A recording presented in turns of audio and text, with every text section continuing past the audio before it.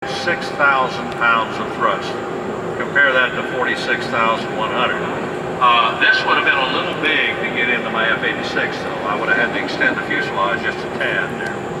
But I was up at the Boeing plant up there about 2 years ago, a year and a half ago actually, and we got a tour of that. And they were talking about that they are developing engines now that will be over 100,000 pounds of thrust. And they're developing it for both civilian and military purposes there. I mean, that blows my mind. I can't imagine. Oh, I'd love to ride that first fighter that's got 100,000 pounds of thrust. That'll be a good one. You think you could just follow the guy around with the camera and keep the camera on him? See that? There is a formula, but for the life of me, I can't tell you what it is. I don't know. It's really hard to equate them, but there is. You can get an approximation of.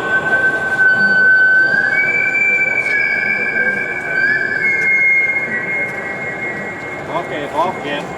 You get an approximation of that, the equivalent there, due to some formula, but I don't know what it is, and I can't really tell you. T-28, right there, the T-28 was the trainer developed after the T-6. The Navy had, that's a Navy version, and the Air Force had it. It was a good little trainer for fledgling pilots, and it was a very stable airplane also. Yeah. And so what they did, they converted some to what they call them counterinsurgency fighters. And they did that by beefing up the wings, putting a little larger engine in there, and actually putting then hard points on there for bombs and rockets, and putting machine guns in there. And they sold them to countries in Southeast Asia. The Thais had them, Thailand. They have Malaysia got them, and I don't know, a bunch of other people have them. Yeah, Cambodians had them, and everything. They were good in an early counterinsurgency war. If you had opposing air forces against them, you didn't want to be flying it, I guarantee you. So, but they didn't last too long, and pretty soon they switched to what we call the A-37, well, actually the A-1 Skyraider, which was a good airplane for it, and then the A-37 Dragonfly, which was a Cessna twin jet. That plane. Okay, right over here, What's it called? we got the famous B-17 Flying Fortress. It's called the Flying Fortress for a very good reason.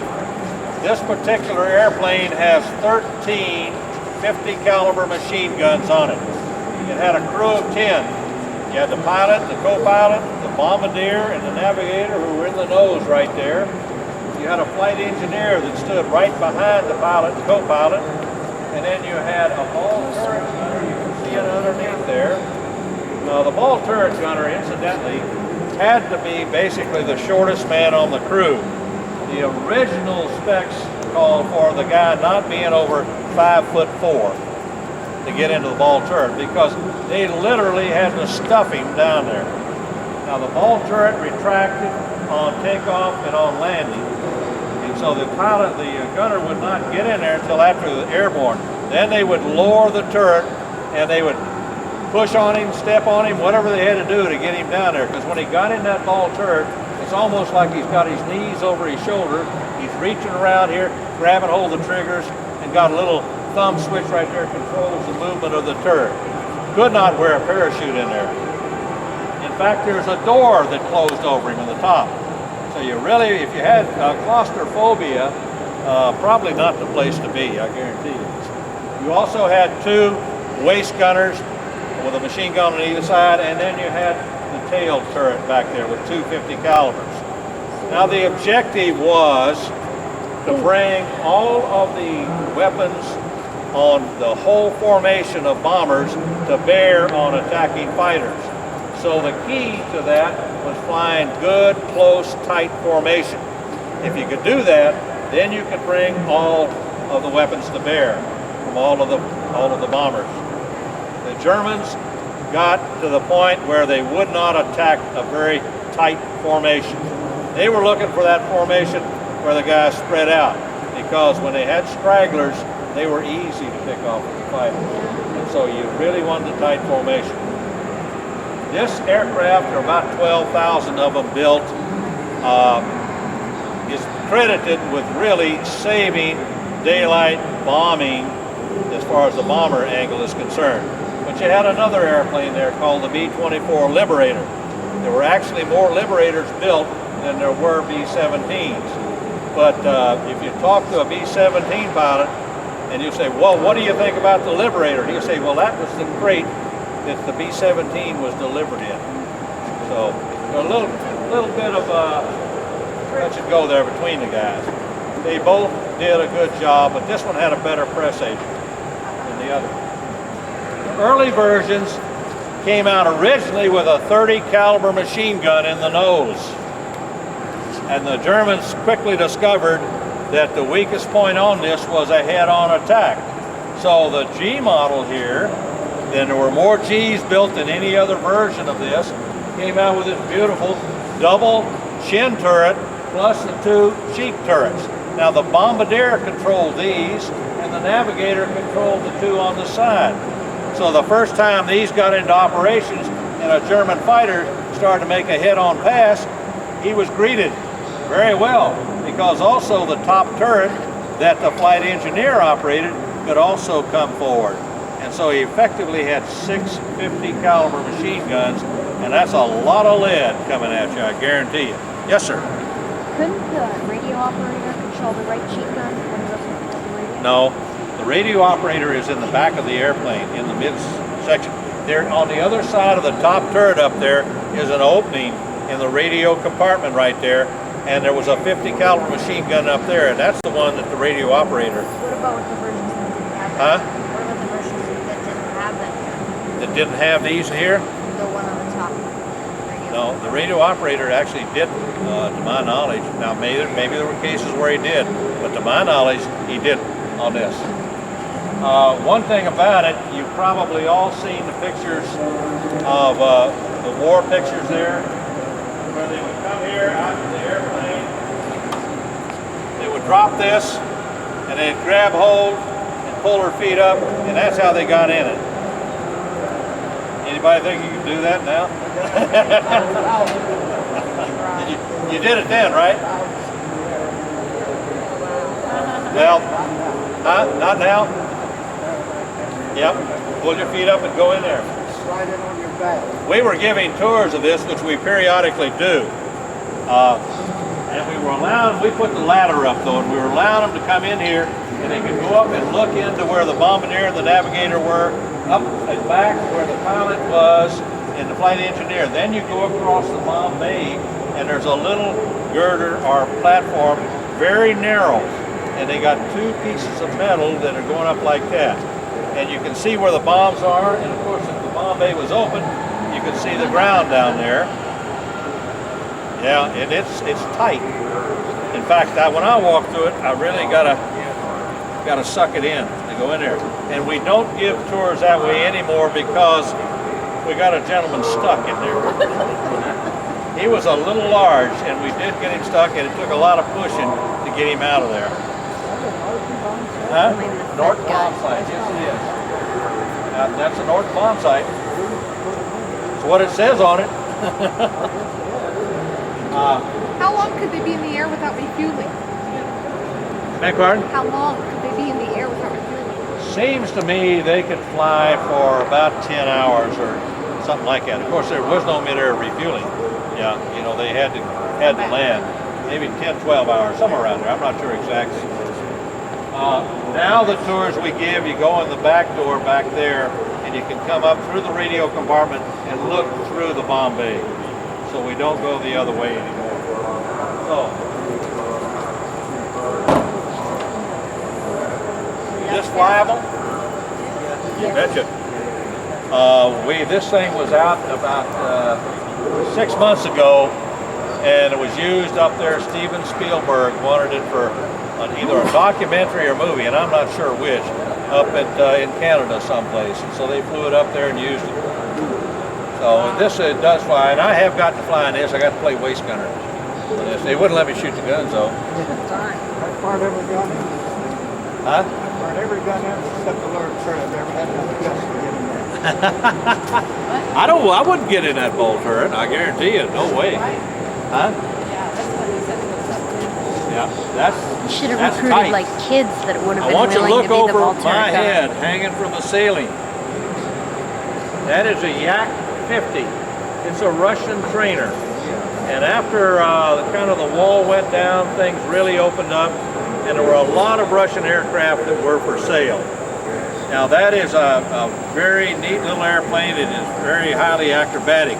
If you will read that plaque over there when you have a chance, you will see the type of maneuver that the guy that he owned two of them, he called them the Yak Attack.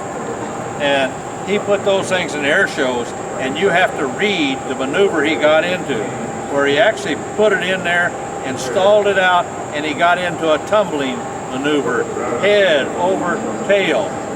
And then like that, and get into an inverted spin where he's still going up. I know that sounds like it's not possible, but read it. That's what it said he did. Very light airplane, very good airplane.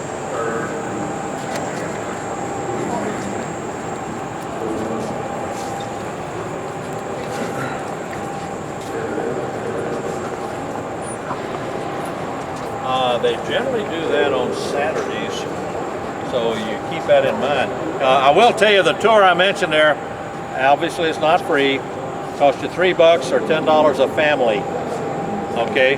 And you get to go in the back and, like I said, come up through the radio compartment and look in it.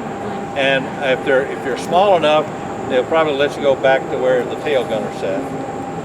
So, okay, right back of me right here now is the thing that got American Airlines going. Not American being the company, but the United States Airlines going. This was a boon to airline travel. Carried 12, 13 passengers, crew of 2. Sometimes had a third crew member who was called a stewardess. In those days, they were stewardesses. Nowadays, of course, they're flight attendants.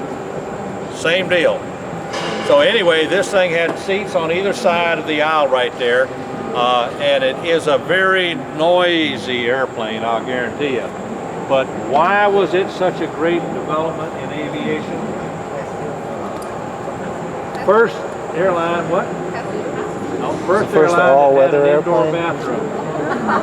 That helped.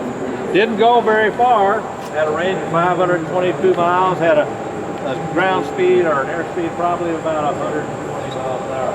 This thing is flyable. He didn't answer your In question. fact, it was just leased by a casino owner in Las Vegas, and we flew it down there. Now that's 1,000 miles away, so we had to stop in Reno and refuel and go on down. But I don't know what promotion he used it for. Maybe if you hit the jackpot, you got a ride in a smoke jumper convention. They started in these things. Oh, okay. And it was down there, they're having a convention, and they brought it down. Is that what? Okay, I wasn't sure. I thought maybe you hit the jackpot, you got a free ride. In fact, if you look at this picture right here, this was a smoke jumping aircraft. You can see this is how the guys were in there. Like I said, a very noisy airplane. What I really like, I love that windscreen up here, the windshield. Kind of weird looking.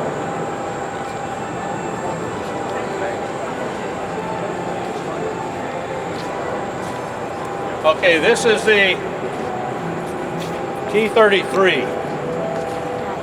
This was really and truly the ultimate airplane for a young pilot. This sweet lady would send you a telegram almost when you're going to have some kind of trouble. That's how dependable it was. Now this is an offshoot of the first operational jet fighter in the United States Air Force, which was called the P-80 or F-80 Shooting Star.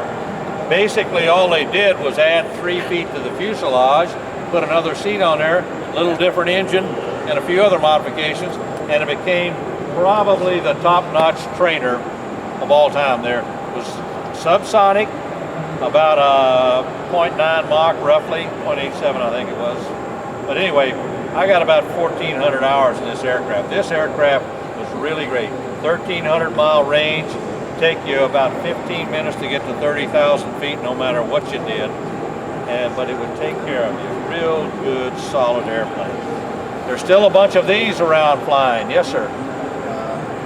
Maybe F9F.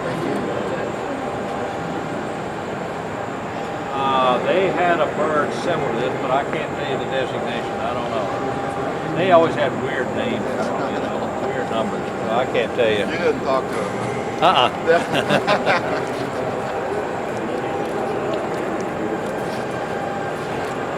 An airplane we just got is the OV-1D Mohawk. An Army bird. The Air National Guard lent that to us.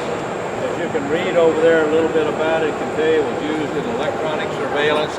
And the Army in the start of Vietnam decided to arm the thing with bombs and rockets and all that good stuff. Well, the Air Force didn't like that, and so the Secretary of Defense, according to the agreement that the Army had Army aviation versus Air Force aviation, according to the agreement, the Army's not allowed to do that, so they said cease and desist. You got a 2-minute battery. So the Army had to quit dropping bombs. Now they could still